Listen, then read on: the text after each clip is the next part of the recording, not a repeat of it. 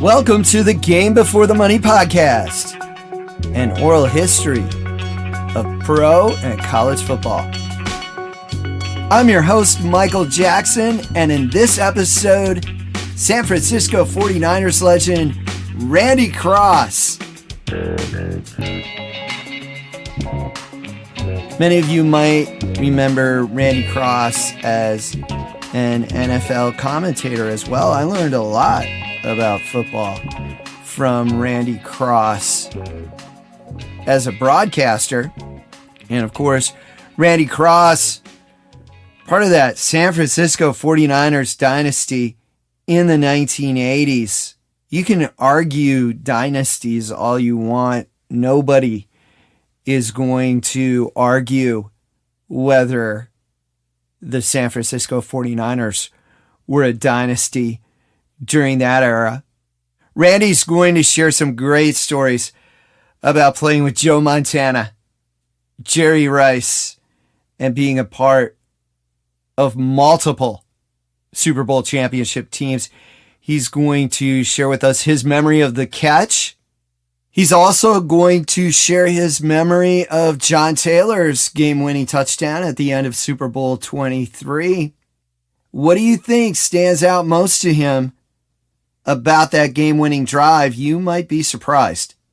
And I'm really excited to have Randy Cross on the show because that 49ers offensive line was a big part of their championships. And those guys don't have the name recognition of Joe Montana, Jerry Rice, but I'm going to tell you, and I'm sure Joe Montana and Jerry Rice would agree, that San Francisco 49ers offensive line was a huge reason why the 49ers were so successful. Randy Cross, another one of those guys I'd love to see get in the Hall of Fame, and I know I'm not the only one in that category.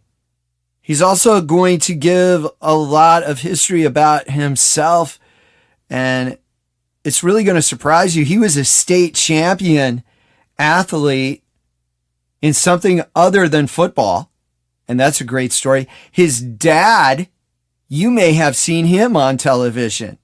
He'll share about that. Now, UCLA fans, I haven't forgotten about you. Randy Cross is going to talk about his UCLA days playing under head coach Dick Vermeil and UCLA's big win in the 1976 Rose Bowl over the number one ranked Ohio State Buckeyes. You can hear Coach Vermeil share his stories about that time in episode number 49 of the Game Before the Money podcast. This interview with Randy Cross was originally recorded while I was doing the Game Before the Money national radio show on the Sports Map radio network. That was condensed down to 10 or 15 minutes for that show. This is almost the entire interview and goes much more in depth. I know if you're an NFL fan, you're really going to enjoy this. Please visit thegamebeforethemoney.com. Remember, the Game Before the Money Oral History Foundation is a 501c3 nonprofit. You can donate at thegamebeforethemoney.com. And I'd really like to thank Bill and Debbie Butler for their generous donation that really is keeping the Game Before the Money online and the podcast running.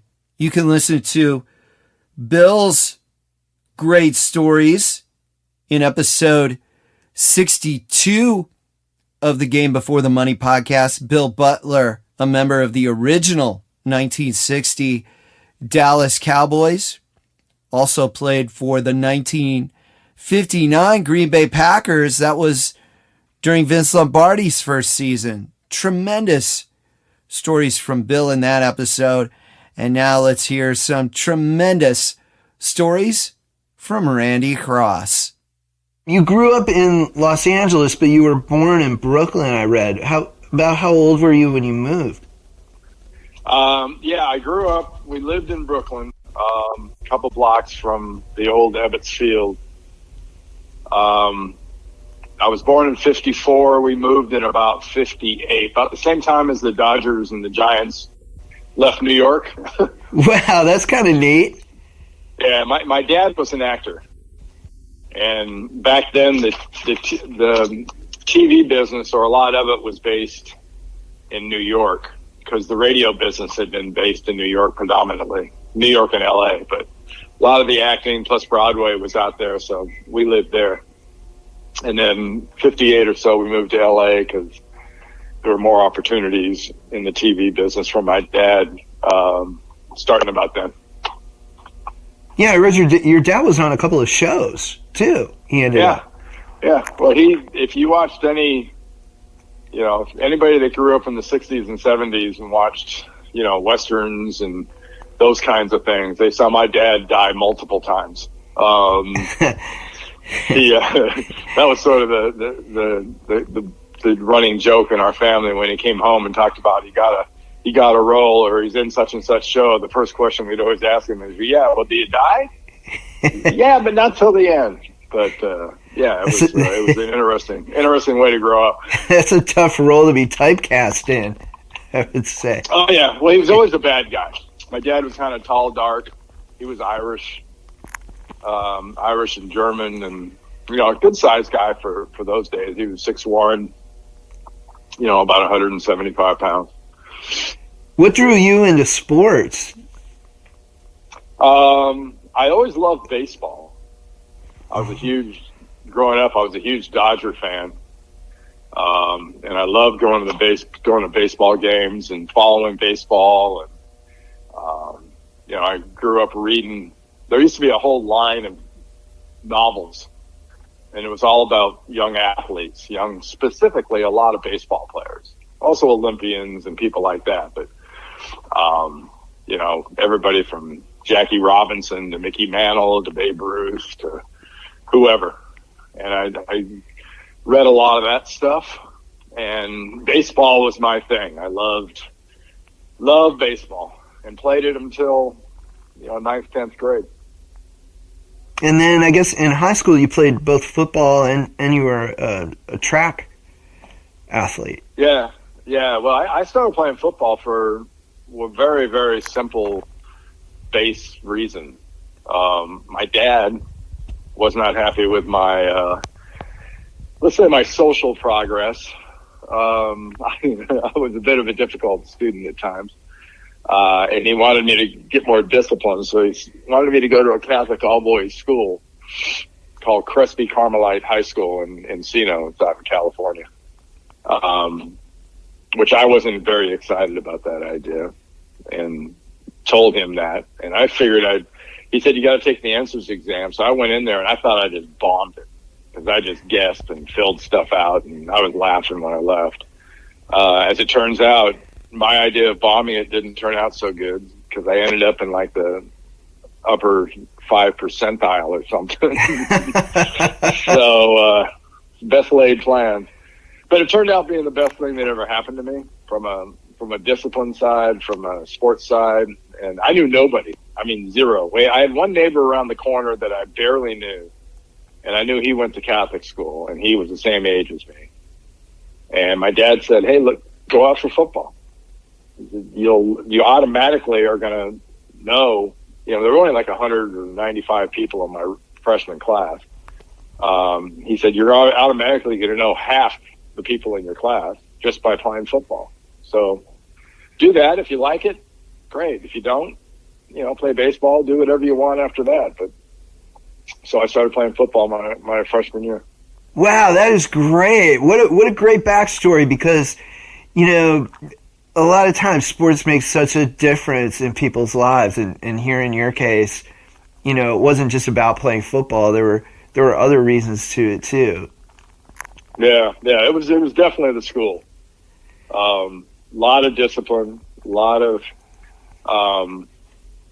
the coaches. There were a whole series of coaches in my life that were based from UCLA. or had their roots at UCLA.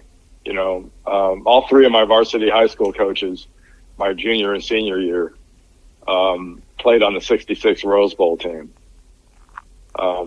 Terry Donahue, who was my offensive line coach at UCLA, was a teammate of those guys and was coaching at Kansas for Pepper Rogers when he first was told about me.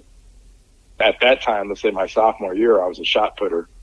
And I was doing really well for a 10th grader. That's when I first met him, as a Kansas offensive line coach.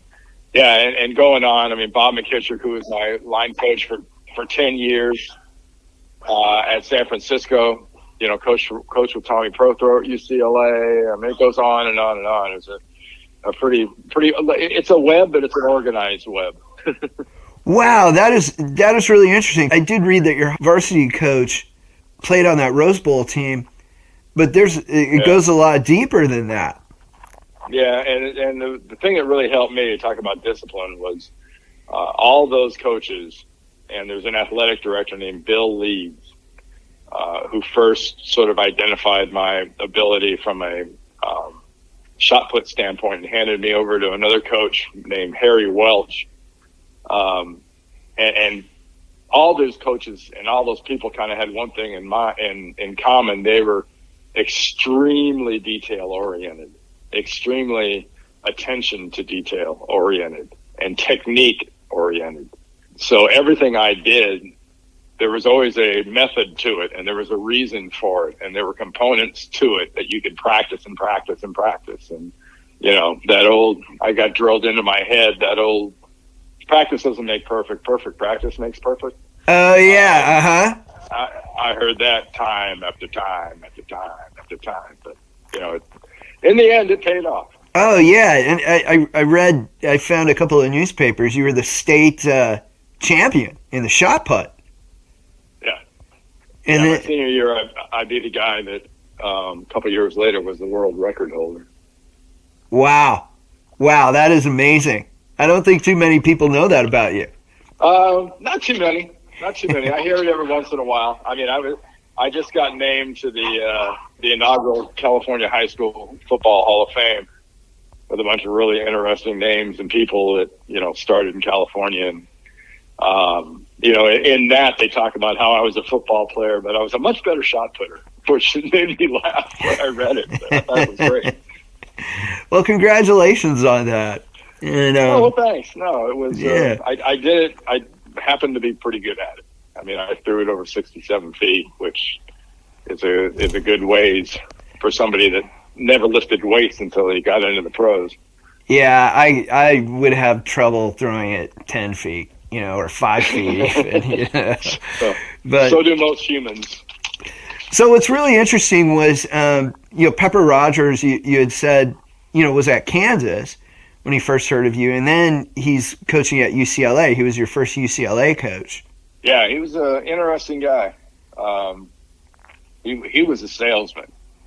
It was funny, when he first got to UCLA, he was one of the early coaches that did a lot of commercials, at least in LA. And I just remember, John McKay didn't do a lot of that stuff, and John Wooden obviously didn't do a lot of that stuff.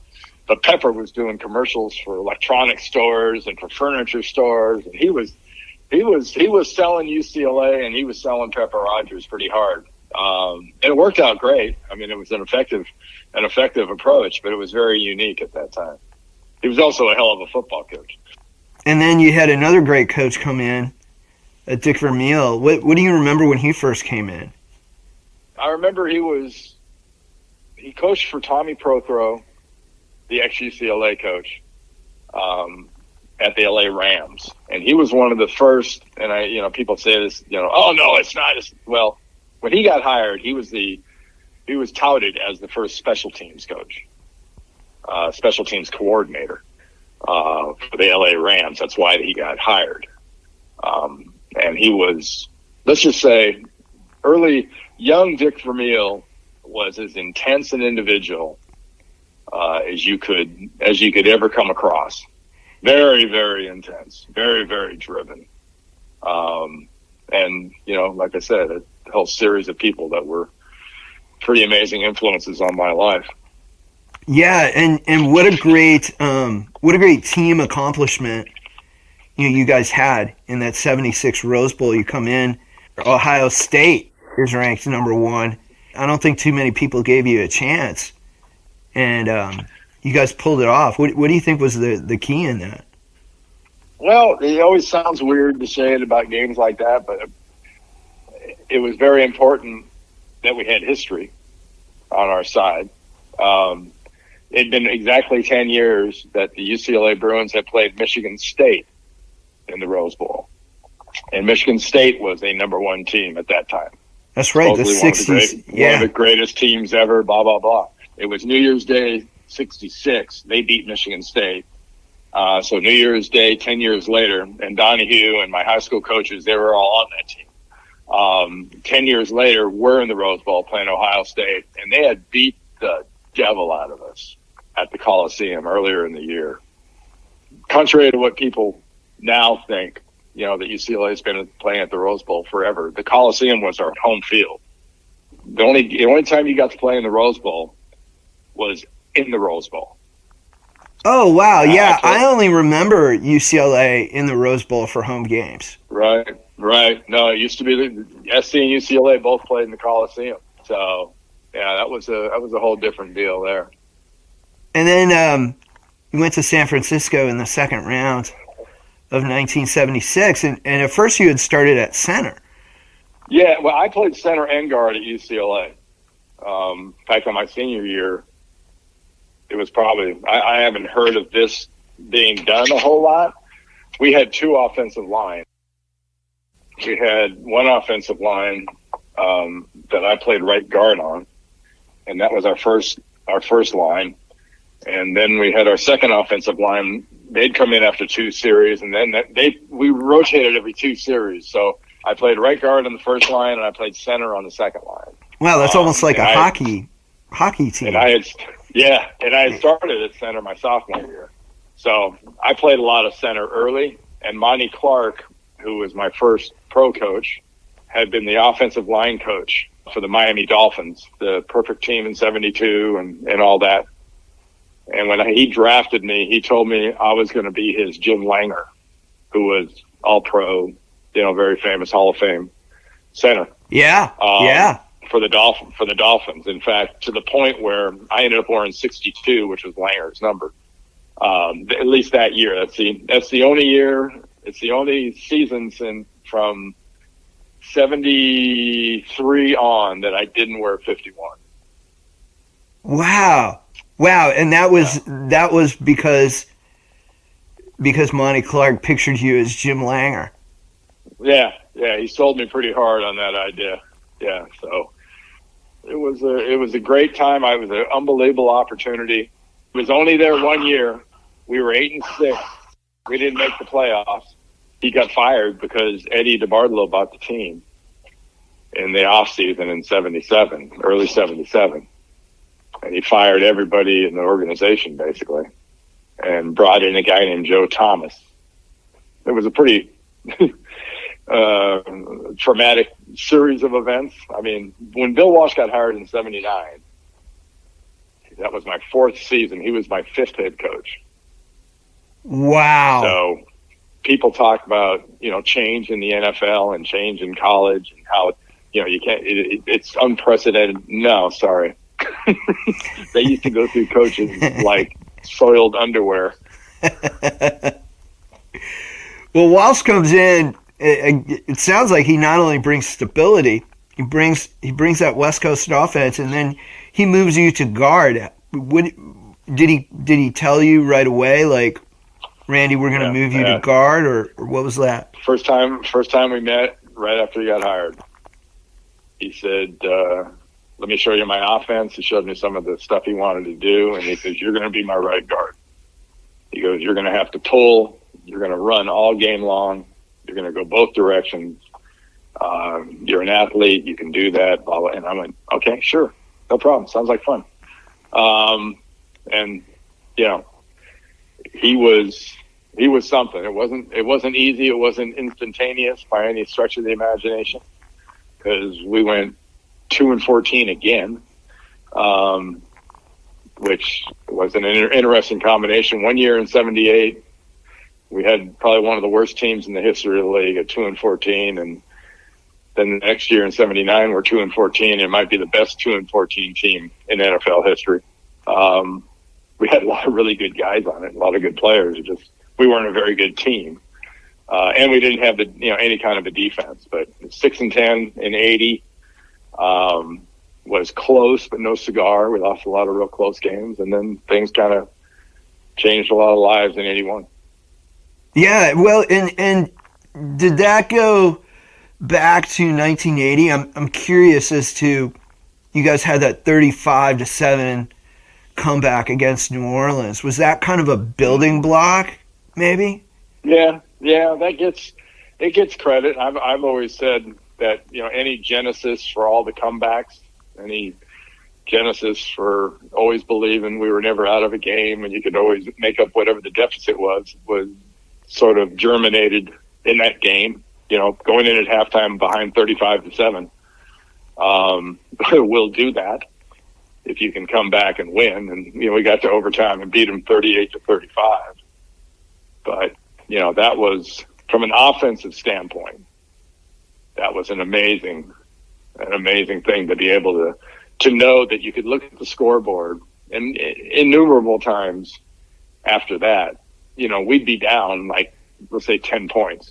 And you'd look at the scoreboard and you'd say, okay, it's 7 minutes. Yeah, we'll get the ball 2 more times. We'll win by 4. No problem.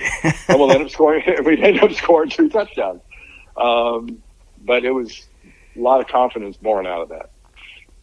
And in the 81 playoffs, I'm curious because you guys first played the Giants, which was a 3-4 front with Lawrence Taylor and Harry Carson on the linebackers.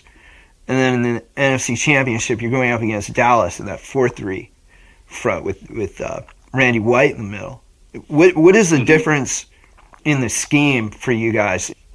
Well, the 3-4 was something that was kind of new at that time. Well, at least it had been reintroduced as new. And people were playing a lot more odd fronts.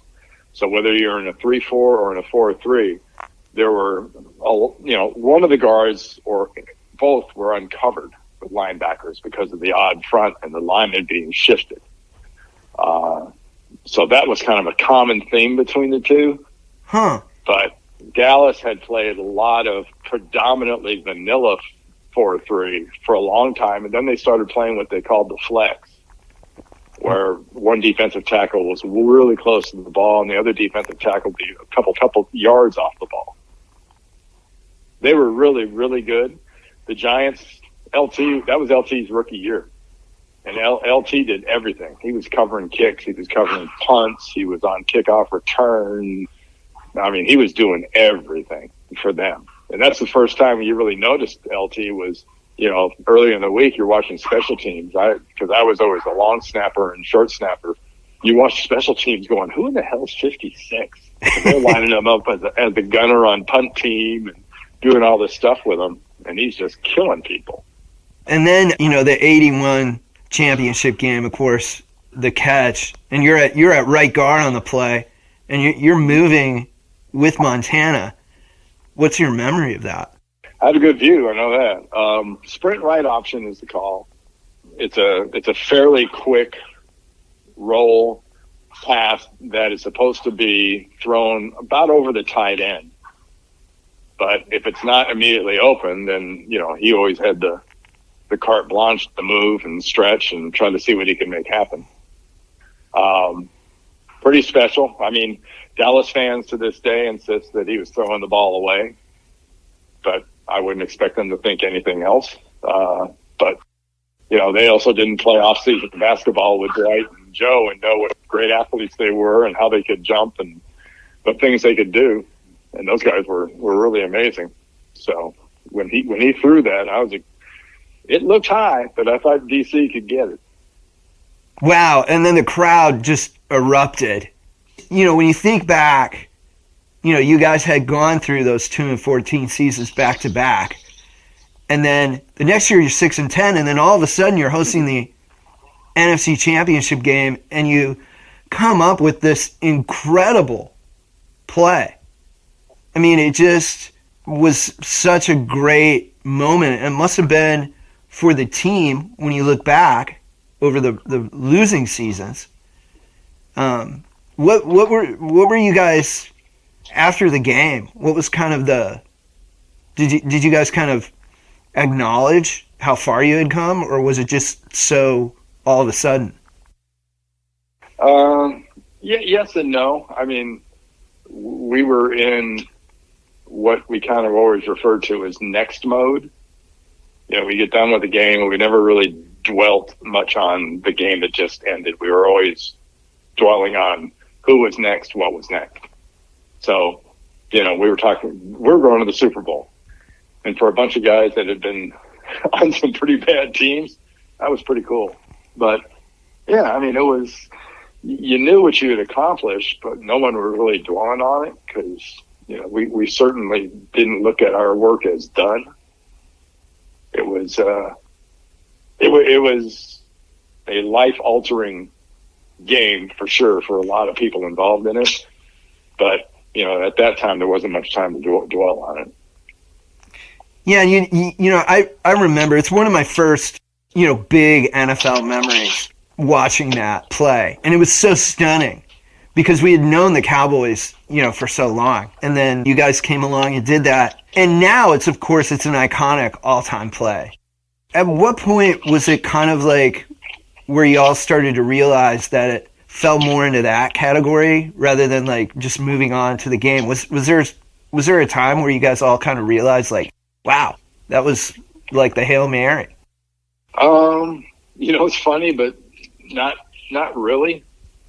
You know, probably not until years later, doing interviews and things like that you really appreciated it for, you know, the historic aspect of how important it was. But yeah, it took a while. I'd say at that point, no, it was just sort of it's what we had to do to get to where we wanted to be. And then the '84 team, you went 15-1. Your only loss was by 3 points to the Steelers. Do you guys ever think about how close you were to the '72 Dolphins, or? Yeah, I guess, yeah, to a degree. I mean, that was the first team to ever win 18 games, counting the Super Bowl. Mm-hmm. And the next year, the '85 Bears did it again. But, you know, that context of, you know, history is something that stuff's for, especially when you're in the moment, that's for sports writers. That's for, you know, talk show hosts. That's for all those people. Because when you're doing it, you don't have time to dwell on that stuff. It's, you know, it's not negative energy, but it's definitely, those are calories burned on something you got no control over. Yeah, it's a distraction, I could see. Yeah, for sure. In that Super Bowl, President Reagan did the coin toss. I saw you were at midfield. Mm-hmm. What was that like to have the president via satellite, and then you had Hugh McElhenney right next to you? Yeah, no, it was pretty cool. It was, you know, plus it was in our backyard. You know, everyone, until last year, a lot was made of, hey, the Rams are playing in their own stadium, blah, blah. That stadium at Stanford was a lot closer than Candlestick. I mean, a lot closer. That stadium at Stanford was probably like 3 miles from our facility in Redwood City. So, you know, I would highly suggest anybody that plays in Super Bowls not have a home game if they can help it. It sounds dumb because if it happens and you're at a home game, it's supposedly a great advantage. But it was, you know, you have a lot more relatives, you have a lot more friends, you have a lot more acquaintances, you have a lot more everything when you have a home Super Bowl game. Oh, that's really interesting because I have spoken to a lot of guys, and, you know, when they won Super Bowls, often they mentioned that, you know, their families didn't come until the day of the game and they were all focused and everything. And I guess for you guys that year, you know, that wasn't an option. No. There were you had to coordinate the friends and family flying in, and you had to sort of coordinate where some of these people, or at least listen to the coordination, because my wonderful wife Patrice was always in charge of taking care of that. But yeah, there was extra moving parts. Walsh was really, really good at sort of insulating us from a lot of that stuff, though. And I read that he noticed that the Dolphins linebackers were inexperienced and put a lot of the game plan on getting Tyler and Craig on the short passes around the linebackers. Is that pretty accurate? We were doing a lot. We threw, at that point, Roger Craig was, I think that might have been Roger's rookie year or the second year. Wendell, people forget, Wendell was the running back. Roger was the fullback. Then when Roger became the halfback, that's when Wendell left. But throwing the ball to the running backs was always a huge part of our game. That's what's so funny about, the whole thing about the West Coast offense and what it is and what it isn't. It was always based on using the running backs, not only in the running game, which was usually pretty impactful, but also using running backs as receivers. And if you compare that to sort of today's West Coast offense, which is the air raid, Mike Leach's offense, they use the running back as a receiver. And it's usually kind of like with run style passes, either short swings or dumps over the middle. And, it's not designed to go 30 yards. It's designed to go anywhere from, anything over a 4-yard pass is effective because you're using basically the pass as the run. And that's more the Walsh style? Yeah. Well, that was the thinking, getting that isolation. There weren't that many. Probably the one guy in the league that was really known for being a run or pass guy was Preston Pearson of the Dallas Cowboys. They threw to him quite a bit.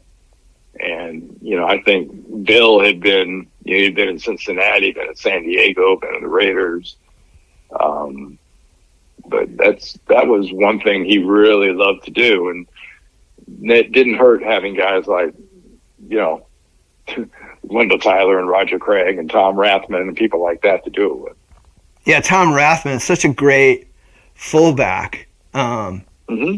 What is the difference? I've noticed, especially in the previous eras, that a blocking back of that caliber, it seemed to be something that those dynasty teams had. What was the difference between having a fullback that was that good at blocking for you guys on the whether it's Roger Craig or Tom Rathman or Daryl Johnston or going down the list of fullback types, the versatility is rare. Being able to do all those things and have all those skills that can threaten an NFL style defense is kind of unusual. So that's the one thing you got to have. And you got to be a pretty tough son of a bitch because you're going to be asked to block. I mean, you have to block. And then you got to be able to get the tough yards running inside, and you got to have the speed to be a receiver threat. And you go through all those things. It's a skill set that's not available, very widely available, let's say. Yeah, it's very, very rare, and you just don't see it today. That's what makes, for instance, what Mike Shanahan's son Kyle does so effectively at San Francisco, and he has found a guy in Jusic that has all those skills. He's a willing blocker. He's a more than willing blocker. He's a great blocker, but he's also can run with the ball, and he's a really good receiver. People say, oh, well, it's unusual and it's rare. It's a case more that the skill set is unusual and rare. Everybody would love to be able to do it. Everybody doesn't have those kind of players, though. Oh, wow, that's really interesting insight. Yeah, because I do think of when I see Jusic play, it is a little like watching Tom Rathman. Yeah, it's more than just the number taking you the throwback. That's right. You guys played the second Super Bowl against the Bengals, and you were playing center then in that game. So you're reading the defense a bit more at the center position. Do you remember what the Bengals were doing there on that last drive? How their formations were? As far as their defenses? Yeah. Yeah. I mean, I remembered them as being pretty much the same thing we'd seen during the game. You know, they were little reduction, a little pure 43-4. They had really good linebackers. They had very good physical, good sized defensive linemen. They had lost their best defensive lineman, Tim Crumry, earlier in the game. Mm-hmm. But they were a great defense. They were a really good defense, and they had it was 16-3 with not much time left, and we had the ball on the 8-yard line. So they almost pulled it off because they had a touchdown on a kickoff return, which was very well timed on their behalf. And then, of course, Montana makes the famous John Candy reference. Mm-hmm. Was that common for him to be kind of laid back in the huddle like that? Oh yeah, yeah. Well, he got that. That's what made me chuckle recently. I saw a headline on a magazine with a picture of Joe Burrow and it said Joe Cool, and I was like, wow, they had to at least say two or again or that was Joe's thing. Joe was very, very poised. He suffered from sort of situational low blood pressure. He had the ability, his heart rate, and it would lower in big spots. Some people go the opposite way. Normal humans go the opposite way. He got, the bigger the spot, the cooler and the calmer he got. Wow, that is amazing to hear that insight. And one thing about him is, or at least to me, he's one of the best clock management guys that I've ever seen late in the game. Was that something that you guys worked on as a team, or was that him in the moment? That's something we worked on constantly. We were doing situational practice from the first day of mini camps to training camp to every day in practice. Every day of practice had a different emphasis and a different group of things and situations, whether it was short yardage, goal line, backed up, red zone, plus territory, minus territory, last 2 minutes, last 4-minute offense. There was always something that was tied into the clock and tied into a situation. And we constantly practiced those situations. And that's one of the reasons we were, I think, as good as we were, was Bill was always, some teams practice to practice. And there's nothing wrong with that. You're practicing your plays and you're practicing skills and things like that. I think now if you go to most major college football practices and NFL practices are now almost exclusively situational deals.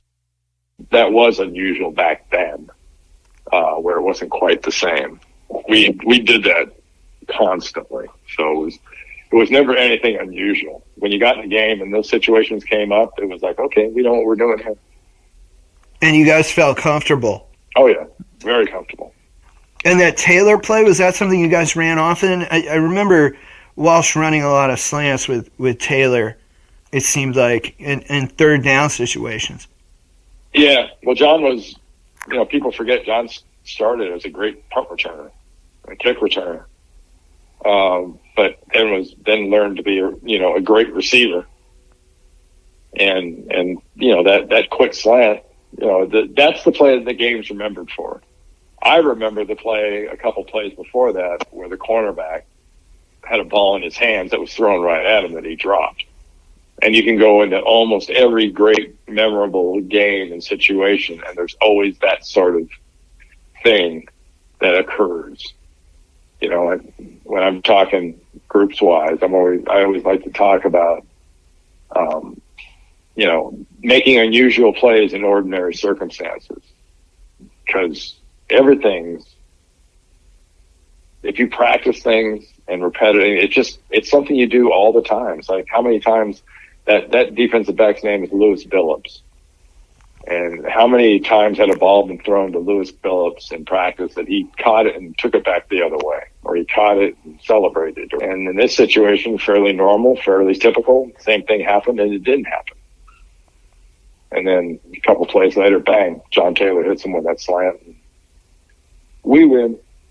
A lot of times it is like a play or a missed opportunity that ends up deciding things. And it's interesting you say that. I recently spoke to Tom Flores, and he was talking about the red right 88 play, and kind of the opposite. He said Mike Davis, who intercepted the pass, he rarely could catch the ball, but in that moment he did. It really is interesting how things can turn. Oh yeah, oh no, very much so. One last thing I wanted to ask you, Randy. I read in the 49ers press guide for 1 year said that you were really one of the most active players on the team as far as community work went. What was kind of your inspiration to do that, and what were some of the things that you were doing?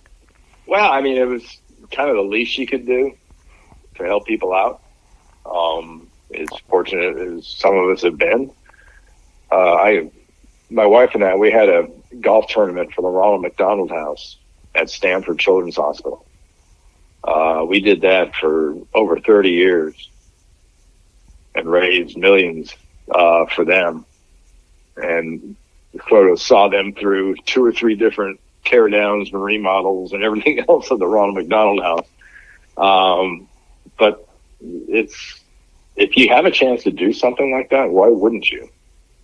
And I just think that's a natural. It's sort of that paying it forward philosophy, I guess. But, you always got approached when you were playing to, come to these charity events or do these charity things. And, you meet people that you'd never get a chance to meet. And I told guys that all the time, especially young players, once I started to get some age on me. Was, you got to do this stuff because, people always said, why did you play in so many of these golf tournaments during the off season? And I look at these people and go, okay, I'll give you a phone number of the executive vice president for Hewlett Packard. You call him up and tell him you want a 3-hour lunch with him and see how fast you can get that appointment. I said, or you can come with me to this golf tournament next Monday.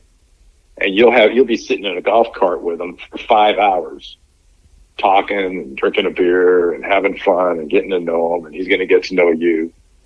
What's the downside of that? And it's all for a great cause. So it's a win-win for everybody. But it just made sense but the Ronald McDonald House was my favorite. We always did that. And even after I moved out of the area in 92, we kept doing it for another, 15 years or so. That is awesome. And it certainly made a difference in a lot of families' lives, I'm sure. You get a chance to do things like that, I just can't imagine why you wouldn't want to help. Now, you don't do it to the exclusion of what you do for a living, obviously. But, there's a time and a place for everything. And for stuff like that, it takes so little time to make such a huge difference. Why not make that effort? Yeah, wow, that's something really to think about. Yep. Now, when you guys look back and reflect on it all, what kind of goes through your mind? I think it made as much of a difference to the 49er fans. Back then, there was a group, they were called, and you see the term all the time now, they're called the 49er faithful. Well, the 49er faithful weren't all 49er fans. The 49er faithful were the ones that were always there. And whether we were a crappy team or a great team, those fans they'd come to a home game in the rain when it was cold and we were getting our asses kicked, but they were there. Those were the people you were the happiest for because when we were playing Dallas that year in that championship game, all we heard leading up to that game was how many times the Niners had failed and how many times they'd played Dallas and lost at the last second, or how many times they'd been in a championship game and hadn't been able to deliver. And you just got tired of it. It was like, we're not those people. We're not those guys. Those aren't our plans. But, you get a chance to change that whole dynamic. That only comes along very, very rarely in anybody's life. And, that team, that era, we spoiled a lot of people. Because after we won, after I retired after the Super Bowl 23, they won it again the next year. Stayed really, really good, but for a few year period there, couldn't beat Dallas. Then got over the Dallas hump and beat the Chargers in that other Super Bowl, got the 5th Super Bowl. And things stayed pretty good for a little while after that, but there were some really lean years around 2000 or so. And, things got back to the woe is me stage. Now, since then, there's been a couple of Super Bowls that they haven't won, but, they've got to, and a lot of winning. And the fans are back to sort of that old, but they'll never be able to sort of appreciate the Niners the way the old fans can, because they saw us when we were bad, and they hung with us when we were bad. And I think that's what made winning all the more special. Yeah, all right. Well, Randy, it is so great to chat with you, and I'm so thankful that you gave me the time and the opportunity. And I always learned a lot from you, hearing you on the NFL broadcast, and I learned so much from you today. Is there anything else you think is important that we didn't cover? I've been very, very lucky. I've always had some great people around me. That's one of the people said, "What's the most important part of being a success in anything?" I think being surrounded by a lot of really good people is job one. No matter if you're an individual athlete or a team athlete, you don't do it anywhere close to by yourself. Thank you for listening to this episode of the Game Before the Money podcast. Please visit thegamebeforethemoney.com, and please remember, you can donate to the Game Before the Money and help keep this podcast and the website going. Special thanks again to Bill and Debbie Butler for their generous donation, and also special thanks to Randy Cross for this fantastic interview. Upcoming episodes of the Game Before the Money podcast will include interviews with Packers legend Jerry Kramer, Buffalo Bills Hall of Famer Joe DeLamielleure. Transcriptions of some episodes of the Game Before the Money podcast can be found on thegamebeforethemoney.com and are powered by our transcription partner Sonix. That's spelled Sonix. Visit sonix.ai to learn more about their automated transcription services.